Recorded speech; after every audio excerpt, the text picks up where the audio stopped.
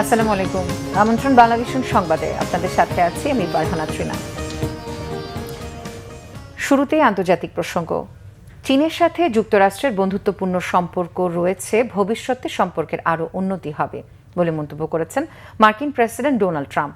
যুক্তরাষ্ট্রকে প্রতিদ্বন্দ্বী না হয়ে বাণিজ্যিক অংশীদার হওয়ার আহ্বান জানিয়েছেন চীনা প্রেসিডেন্ট শি জিনপিং। যুক্তরাষ্ট্র চীন বাণিজ্য সম্পর্ক, প্রযুক্তি প্রতিযোগিতা ও ইরান ইস্যুতে বৈঠকে এসব কথা বলেছেন দুই নেতা। স্থানীয় সময় সকাল 10টায় বেইজিংয়ে গ্রেট হল অব দ্য পিপলে দ্বিপাক্ষিক বৈঠকটি অনুষ্ঠিত হয়েছে। দীর্ঘ প্রায় এক দশক পর 2 দিনের রাষ্ট্রীয় সফরে চীন সফরে গিয়েছেন ডোনাল্ড ট্রাম্প। প্রেসিডেন্ট ট্রাম্পকে বহনকারী বিমানটি বুধবার বিকেলে বেইজিংয়ে পৌঁছায়। সেখানে মার্কিন প্রেসিডেন্টকে স্বাগত জানান চীনের ভাইস প্রেসিডেন্ট হান ঝেং।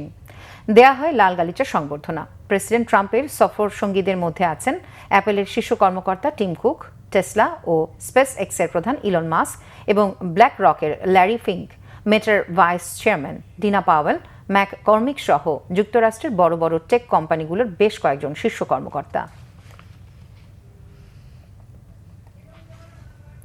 ওমানে গাড়ির ভেতর থেকে বাংলাদেশি প্রবাসী 4 ভাইয়ের মরদেহ উদ্ধার করা হয়েছে। তারা চট্টগ্রামের রাঙ্গুনিয়া উপজেলার বাসিন্দা। গাড়ির এসি বিস্ফোরিত বা গ্যাস লিকেজ জনিত বিষক্রিয়ায় তাদের মৃত্যু হয়েছে বলে প্রাথমিকভাবে ধারণা করছে দেশটির পুলিশ। এদিকে 4 ভাইয়ের মৃত্যুতে পরিবার ও এলাকায় শোকের ছায়া নেমে এসেছে। নিহতরা হলেন রাঙ্গুনিয়ার লালনগর ইউনিয়নের বান্দার রাজার পাড়া এলাকার বাসিন্দা রাশিদুল ইসলাম, শাহিদুল ইসলাম, সিরাজুল ইসলাম ও শহীদুল ইসলাম। স্থানীয় সূত্র জানায় 4 ভাইয়ের মধ্যে 2 ভাইয়ের দেশে ফেরার কথা ছিল। দেশে থাকা এক ভাইয়ের বিয়ে ঠিক হয়েছে। তার বিয়ের কেনাকাটা করতেই ওমানে 4 ভাই একসঙ্গে বের হয়েছিলেন। মঙ্গলবার রাতে ওমানের মুলাদ্দা এলাকায় এই ঘটনা ঘটে। রাজধানীর মতিঝিলের শাপলা চত্বরে 13 বছর আগে হেফাজতে ইসলামের মহাসমাবেশে হত্যাকাণ্ডের অভিযোগে করা মানবতা বিরোধী অপরাধের মামলায় সাবেক মন্ত্রী ডাক্তার দীপু মনি, সাংবাদিক মোজাম্মেল বাবু ও ফারজানা রূপাকে ট্রাইব্যুনালে হাজির করা হয়েছে। তদন্ত সংস্থার আবেদনের পরিপ্রেক্ষিতে আন্তর্জাতিক অপরাধ ট্রাইব্যুনাল 1 গত 7 মে এই আদেশ দেন।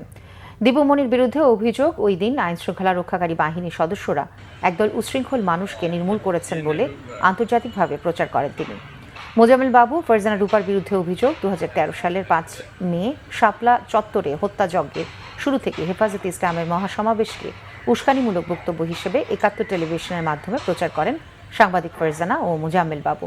ফারজানা রূপা ঘটনা ভিন্ন খাতে প্রবাহিত করতে এবং প্রকৃত ঘটনা আড়াল করতে প্রতিবেদন তৈরি করেছিলেন। ওই সময় মোজাম্মেল বাবু 71 টিভির ব্যবস্থাপনা পরিচালক ছিলেন। ফারজানা রূপা ছিলেন টেলিভিশনটির সাবেক প্রধান প্রতিবেদক।